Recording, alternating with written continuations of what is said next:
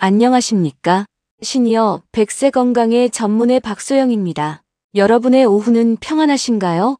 오늘도 저는 여러분의 100세 인생을 지켜드리기 위해 진료실을 잠시 나와 마이크 앞에 섰습니다. 우리 일상 속에서 가장 자주 사용하는 가전제품이 하나 있죠.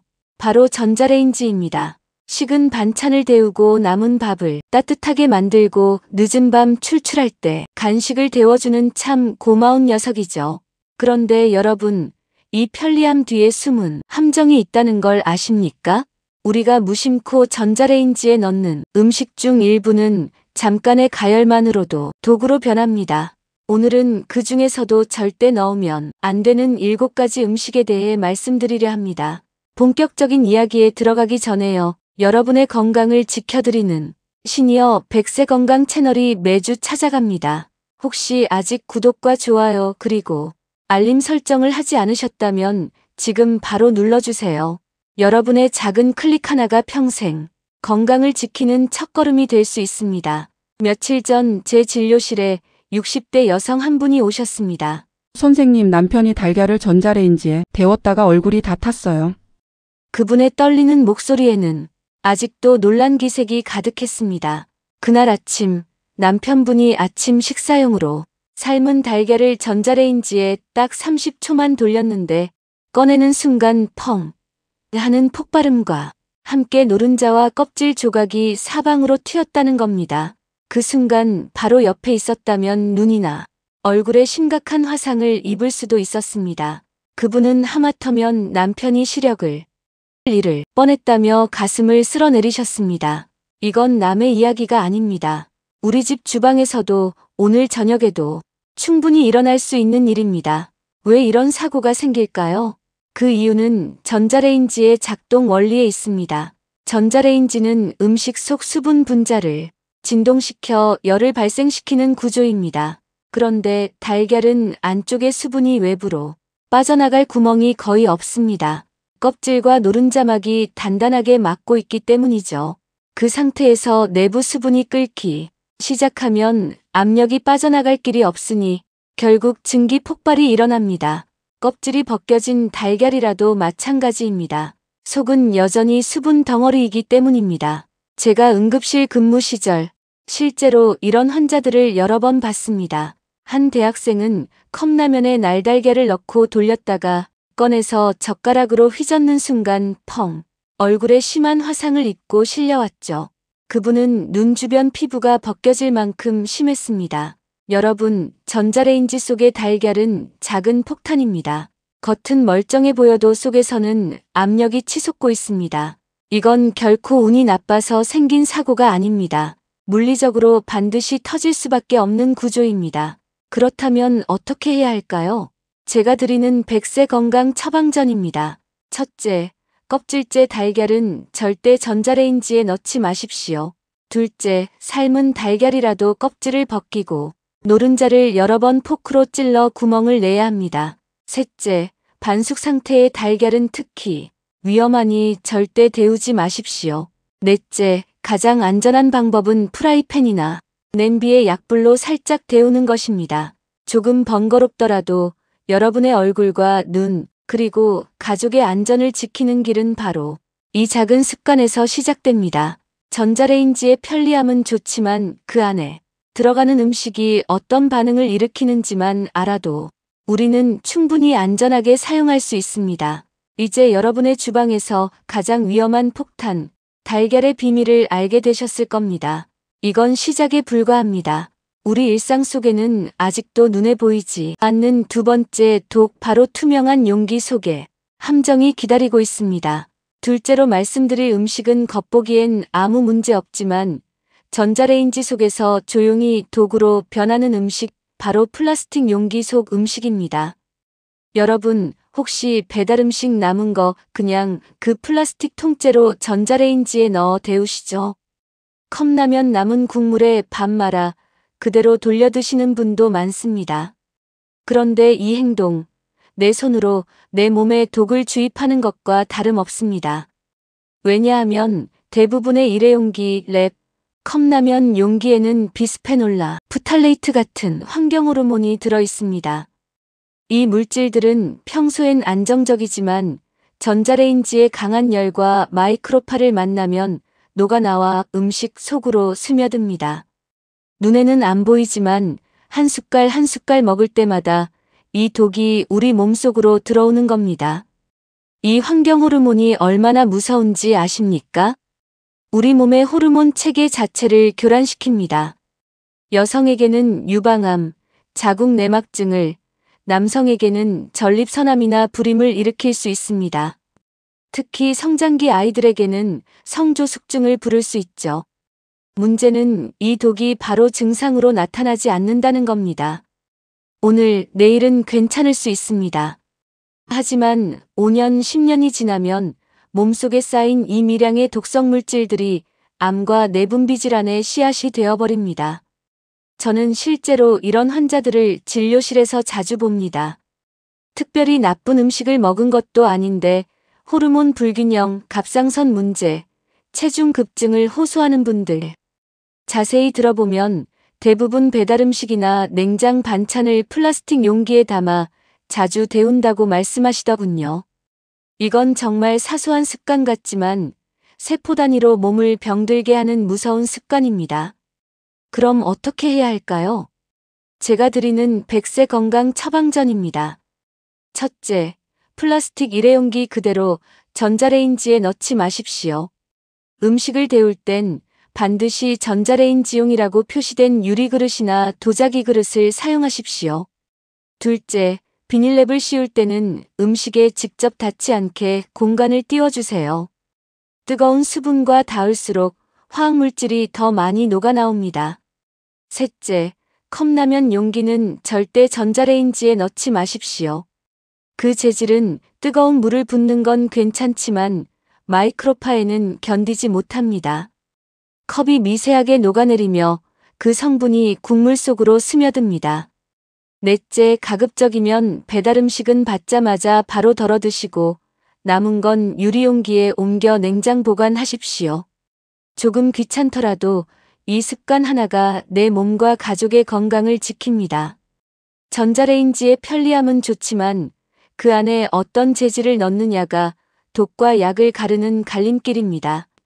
우리가 무심코 사용하는 그 투명한 용기 속에 보이지 않는 화학물질이 우리 세포를 공격하고 있다는 사실.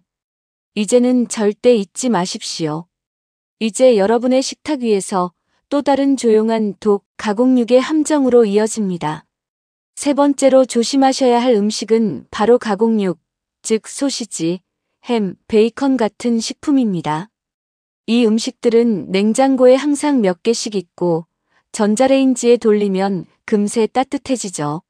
하지만 이 편리함 뒤에 우리가 미처 알지 못한 침묵의 살인자가 숨어 있습니다. 며칠 전 제게 진료를 받으러 오신 50대 남성 환자분이 계셨습니다. 평소 건강관리를 잘하시던 분이었는데 어느 날 갑자기 가슴이 조여오고 숨이 가쁘다며 내원하셨죠. 검사 결과는 놀라웠습니다.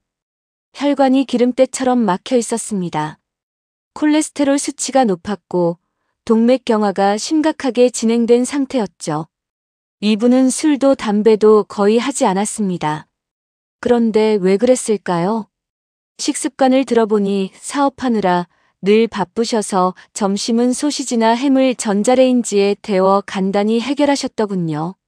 바로 거기에 원인이 있었습니다. 가공육에는 질산염, 아질산염 같은 방부제와 색깔을 유지하기 위한 질산나트륨이 들어있습니다. 이 성분들이 전자레인지의 강한 마이크로파와 만나면 니트로사민이라는 발암물질이 생성됩니다.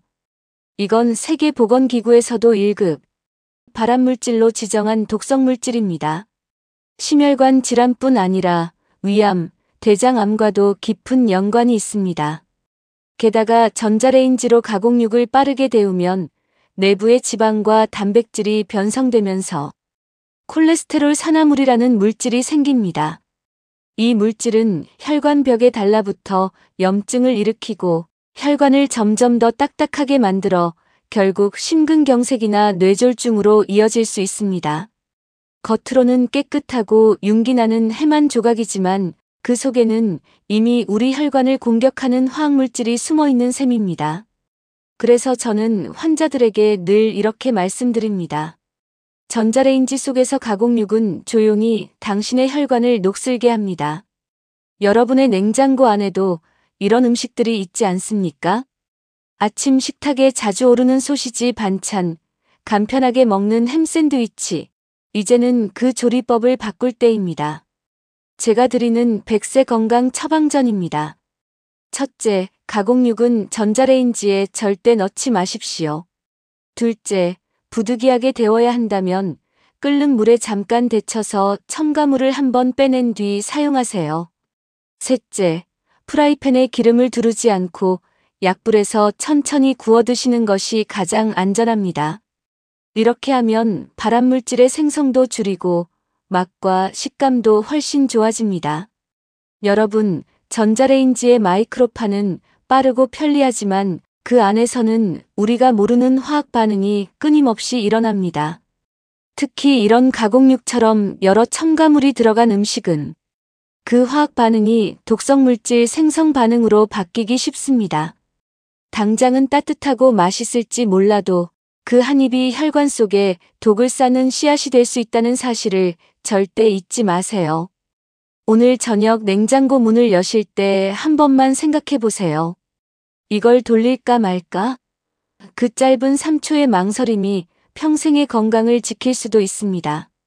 이제 문제는 우리 손주들, 우리 아이들에게 향합니다. 사랑으로 건넨 한 잔의 우유, 한 그릇의 이유식 속에도 전자레인지가 숨겨둔 위험이 숨어 있습니다. 네 번째로 꼭 조심하셔야 할 음식은 모유, 분유, 우유, 그리고 이유식입니다. 겉보기엔 아무 문제가 없어 보이지만 전자레인지에 한 번만 잘못 데워도 우리 아이와 손주의 몸속에 보이지 않는 상처를 남길 수 있습니다. 저는 아이를 키우는 젊은 부모님들이나 손주를 돌보는 할머니, 할아버지들께 이 이야기를 꼭 드립니다. 아이가 배고파서 울 때 전자레인지가 가장 위험한 선택이 될 수 있습니다. 너무 급하다 보니 냉장고에서 꺼낸 분유나 이유식을 전자레인지에 30초, 1분 정도 돌려서 먹이는 경우가 많죠. 겉은 따뜻해 보여도 속은 생각보다 훨씬 더 뜨겁습니다. 전자레인지는 균일하게 열을 전달하지 못하기 때문입니다. 한 번은 제 소아과 동료 의사가 들려준 안타까운 이야기가 있습니다. 한 젊은 엄마가 분유를 전자레인지에 데운 뒤 손으로 젖병을 만져보니 괜찮다고 생각했습니다. 그래서 바로 아기에게 먹였는데 아이가 울음을 터뜨렸습니다. 입안이 다 데어버린 거죠. 입천장과 식도에 화상이 생겨 응급실로 실려갔습니다. 이건 단순한 온도 실수가 아닙니다. 전자레인지의 핫스팟 현상, 즉 특정 부분만 비정상적으로 과열되는 특성 때문입니다. 그뿐 아니라 전자레인지의 강한 열은 모유 속 면역 성분과 영양소를 파괴합니다. 모유에는 아기에게 꼭 필요한 면역글로불린, 락토페린, 비타민 B12, 아미노산 등이 풍부하게 들어 있습니다. 그런데 이 섬세한 영양분들은 60도만 넘어도 변형되기 시작합니다. 결국 모유를 전자레인지에 데우면 영양 가득한 생명수가 아니라 단백질이 변성된 뜨거운 물이 되어버립니다. 저는 진료실에서 이런 경우를 자주 봅니다. 아기가 이유식은 잘 먹는데 자꾸 설사를 한다든지 면역력이 떨어져 감기에 잘 걸리는 경우. 알고 보면 대부분 전자레인지로 데운 이유식이나 우유를 꾸준히 먹은 아이들입니다. 그 작은 습관 하나가 장기적으로 아이의 소화 기능과 면역 체계를 흔드는 겁니다. 여러분의 손주에게 따뜻한 한 모금의 사랑을 주고 싶다면 전자레인지 대신 중탕이라는 전통적인 방법을 선택하세요. 이게 제가 드리는 100세 건강 처방전입니다. 첫째, 모유 분유 이유식은 반드시 중탕으로 데우십시오. 따뜻한 물이 담긴 그릇에 젖병이나 이유식 용기를 담가 천천히 데우는 것이 가장 안전합니다. 둘째, 우유도 냄비에 약불로 천천히 데우세요. 전자레인지에 데우면 비타민 B12, 칼슘 흡수 효소 등이 손상됩니다. 셋째, 데운 뒤에는 꼭 한두 방울을 손등에 떨어뜨려 온도를 확인하세요. 손등에 따뜻하게 느껴질 정도면 아이가 마시기 딱 좋은 온도입니다. 급할수록 돌아가야 합니다. 특히 아기와 손주의 건강은 빨리보다 올바르게가 더 중요합니다. 전자레인지가 편리하긴 하지만 그 한 번의 선택이 아이의 성장과 면역에 깊은 영향을 줄 수 있습니다. 여러분, 사랑은 시간입니다.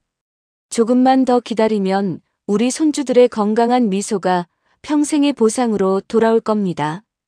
이제 이야기의 무대는 우리의 식탁으로 넘어갑니다. 매일 먹는 밥 한 공기, 그 속에도 우리가 모르고 지나치는 보이지 않는 식중독의 덫이 숨어 있습니다.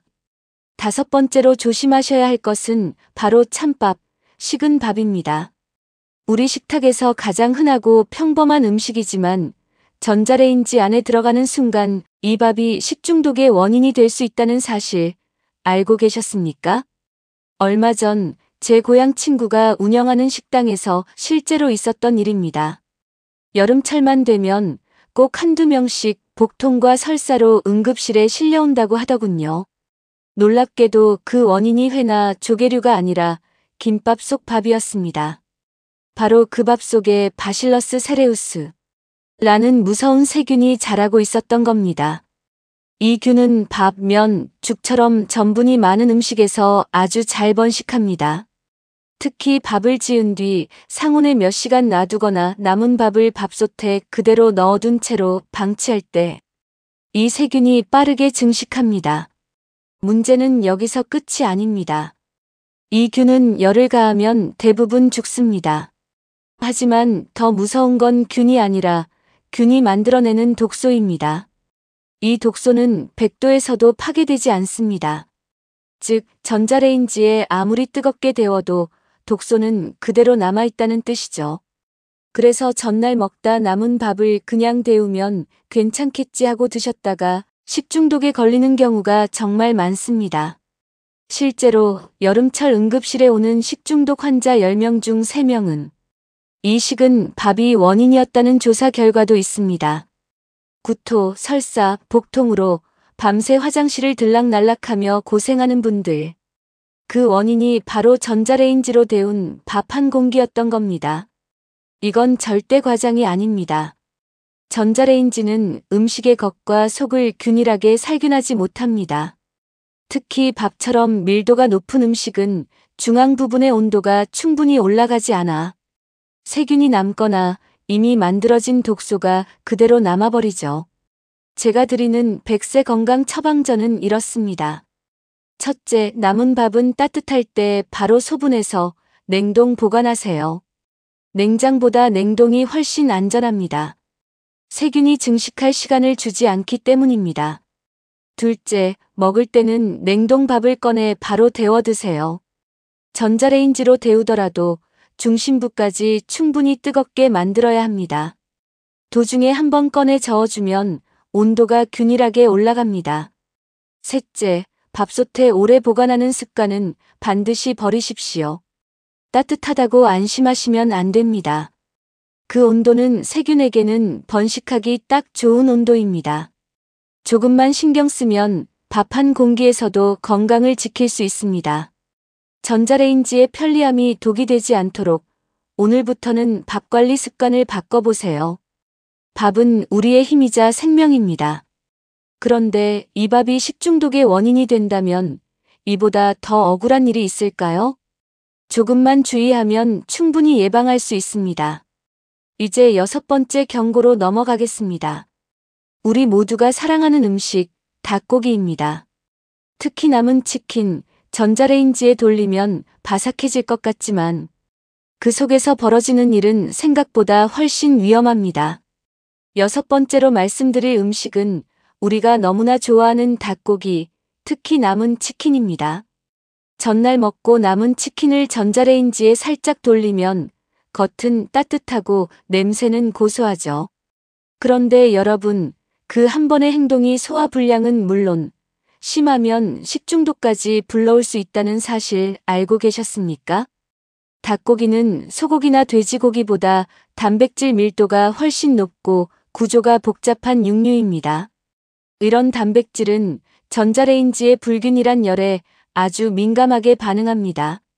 즉, 전자레인지로 다시 데우는 순간 단백질 구조가 변형되면서 우리 위가 소화하기 힘든 형태로 바뀌어 버립니다. 그래서 치킨 데워 먹고 나면 속이 더부룩하고 답답하다는 분들이 많습니다. 이건 단순한 기분 탓이 아닙니다. 실제로 단백질이 열에 의해 변성되면 위산과 효소가 분해하기 어렵게 되어 소화불량과 복부팽만을 일으킵니다. 하지만 이보다 더 심각한 문제는 따로 있습니다. 닭고기에는 항상 살모넬라균의 위험이 존재합니다. 특히 전자레인지로 데울 때 겉은 뜨겁지만 속은 여전히 미지근한 상태로 남는 경우가 많습니다. 마이크로파가 두꺼운 살 안쪽까지 균일하게 열을 전달하지 못하기 때문입니다. 이때 살아남은 살모넬라균은 체내에 들어와 구토, 설사, 고열, 심하면 폐혈증까지 유발할 수 있습니다. 제가 실제로 진료했던 한 환자분은 퇴근 후 남은 치킨을 전자레인지에 데워 드셨다가 밤새 복통과 설사로 응급실에 오셨습니다. 검사 결과 살모넬라균 감염이었습니다. 겉은 뜨거웠는데요? 하시더군요. 그렇습니다. 겉은 80도, 속은 겨우 45도였습니다. 그 35도의 차이가 식중독과 건강의 갈림길이 된 겁니다. 그렇다면 어떻게 해야 할까요? 제가 드리는 100세 건강 처방전입니다. 첫째, 남은 닭고기는 전자레인지 대신 에어프라이어나 프라이팬을 이용해 충분히 재가열하세요. 겉은 바삭하고 속까지 골고루 익히면 맛도 살아나고 세균도 완전히 사멸됩니다. 둘째, 닭고기를 재가열할 때는 최소 중심 온도 75도 이상을 유지해야 안전합니다. 겉만 뜨겁다고 방심하지 마세요. 셋째, 가능하면 조리 후 하루 안에 드시고 냉장 보관 시에도 24시간을 넘기지 마십시오.